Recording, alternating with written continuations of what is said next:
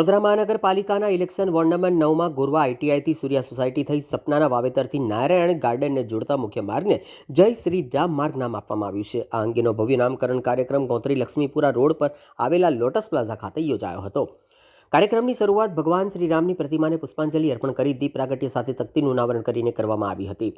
આ પ્રસંગે વડોદરાના મેયર પિંકીબેન સોની, ડેપ્યુટી મેયર ચિરાગ બારોટ, સ્થાયી સમિતિના ચેરમેન ડોક્ટર શીતલ મિસ્ત્રી, સયાજીગંજ વિધાનસભાના ધારાસભ્ય કે રોકડિયા, શહેર ભાજપ કારોબારી સભ્ય તેમજ પૂર્વ કાઉન્સિલર રાજેશભાઈ આયરે, વોર્ડ નંબર 9ના યુવા કોર્પોરેટર શ્રીરંગ આયરે, નરસિંહ ચૌહાણ, સુરેખાબેન પટેલ, ઉમિશા વસાવા તેમજ વોર્ડ 8ના કાઉન્સિલરો, વોર્ડ પ્રમુખો અને અગ્રણી કાર્યકર્તાઓ ઉપસ્થિત રહ્યા હતા.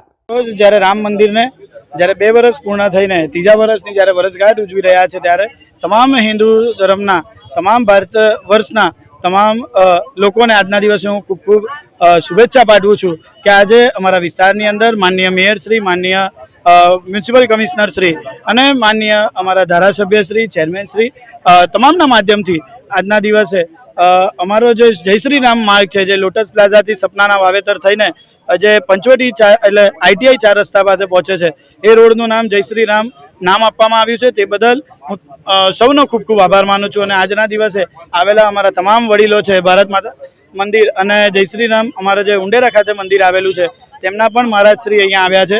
તો તે બદલ હું સૌનો નતમસ્તક વંદન કરીને આજના દિવસે આ રોડના નામકરણ માટે સૌનો ફરીથી એક વખત ખૂબ ખૂબ આભાર માનું છું.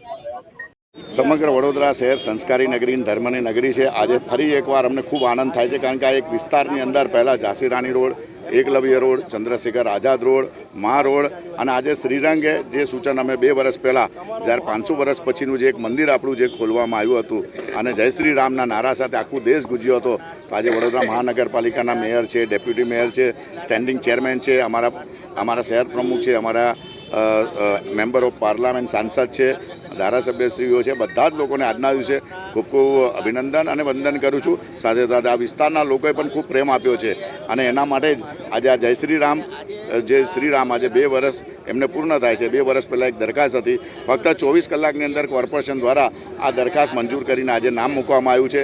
આવી જ રીતના અમારો ક્ષત્રિય વિસ્તાર છે, જે દશામા મંદિરથી સીધો લક્ષ્મીપુરા સ્મશાન જાય છે, જ્યાં અમારા દરબાર અને ક્ષત્રિયોની વસ્તી છે. ત્યાં પણ એક મહારાણી પદ્માવતી નામ પણ આપ્યું છે, એ પણ ટૂંક સમયમાં એનું પણ આ જ રીતના થશે.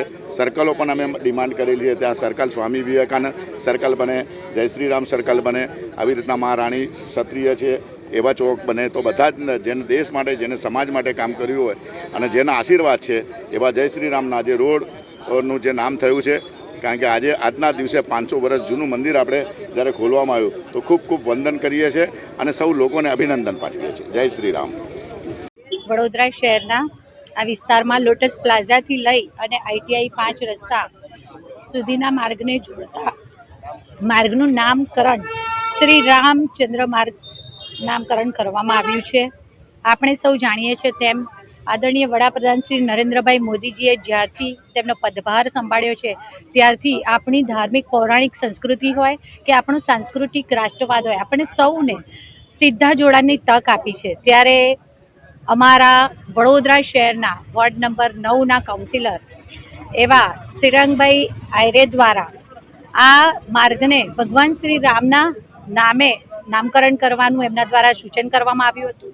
વડોદરા મહાનગરપાલિકામાં મારા સૌ સાથી સભાસદશ્રીઓ દ્વારા પોતપોતાના વિસ્તારના માર્ગોના નામકરણ માટે સૂચન કરવામાં આવતા હોય છે. ત્યારે આ ભગવાન શ્રી રામ જે મર્યાદા પુરુષોત્તમ તરીકે ઓળખાય છે, ભગવાન રામ એટલે જ મર્યાદા, ભગવાન રામ એટલે વિશ્વાસ, ભગવાન રામ એટલે જપ, ભગવાન રામ એટલે તપ, ભગવાન રામ એટલે સત્ય અને સત્યનો વિજય.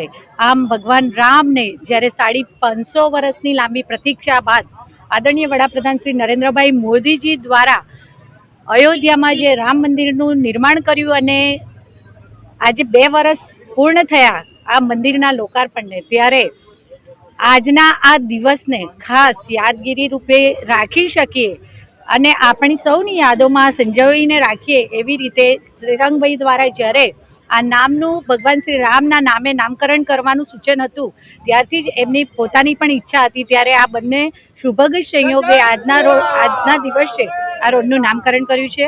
હું શ્રીરંગભાઈ આયરે અને મારા અહીંના સૌ સાથી સભાસદશ્રીઓને, આ વિસ્તારના, આ વિધાનસભાના સૌ સભાસદશ્રીઓને પણ અભિનંદન પાઠવું છું. અમારી સાથે સ્ટેન્ડિંગ સમિતિના ચેરમેન શ્રી ડોક્ટર શીતલ મિસ્ત્રી, આ વિસ્તારના ધારાસભ્ય શ્રી કેયુરભાઈ રોકડિયા, ડેપ્યુટી મેયર શ્રી, સૌ મારા સાથી સભાસદશ્રીઓ અને આયરે પરિવાર બધા સાથે સ્થાનિક નાગરિકો સૌએ સાથે મળી અને ભગવાન શ્રી રામને આજે યાદ કર્યા છે.